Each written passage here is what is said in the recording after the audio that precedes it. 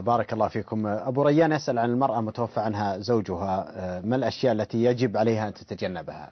نعم، المرأة المحادة التي توفي عنها زوجها تجتنب 3 أشياء، يجب عليها 3 أحكام.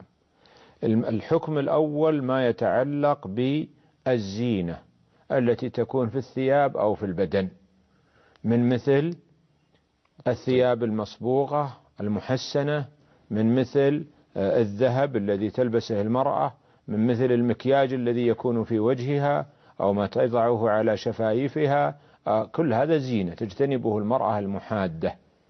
وضابط هذا أن ما يدعو إلى الإعجاب بها واستحسان حالها فإنه يجتنب. الأمر الثاني الذي تجتنبه المحادة الطيب، فلا تتطيب لا بطيب العود ولا بطيب الكولونيا ولا بطيب البخور ولا بأي نوع من أنواع الأطياب تجتنبه المرأة المحادة.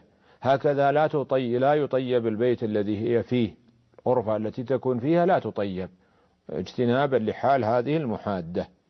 النوع الثالث مما يجب على المحادة أن تلبث في بيتها وأن لا تغادر هذا البيت، لقول النبي صلى الله عليه وسلم: امكثي في بيت زوجك الذي جاءك فيه نعي زوجك.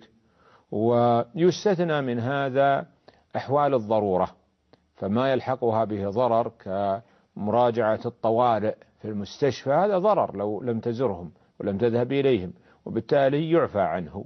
وهكذا أيضا في الذهاب في النهار لحاجة، من مثل ذهاب الموظفة إلى وظيفتها، من مثل المرأة التي يضيق صدرها ببقائها في البيت فتذهب في النهار، من مثل ما ذكره السائل من الذهاب لصيانة المزرعة والاهتمام بالغنم ونحو ذلك، تذهب إليه في النهار.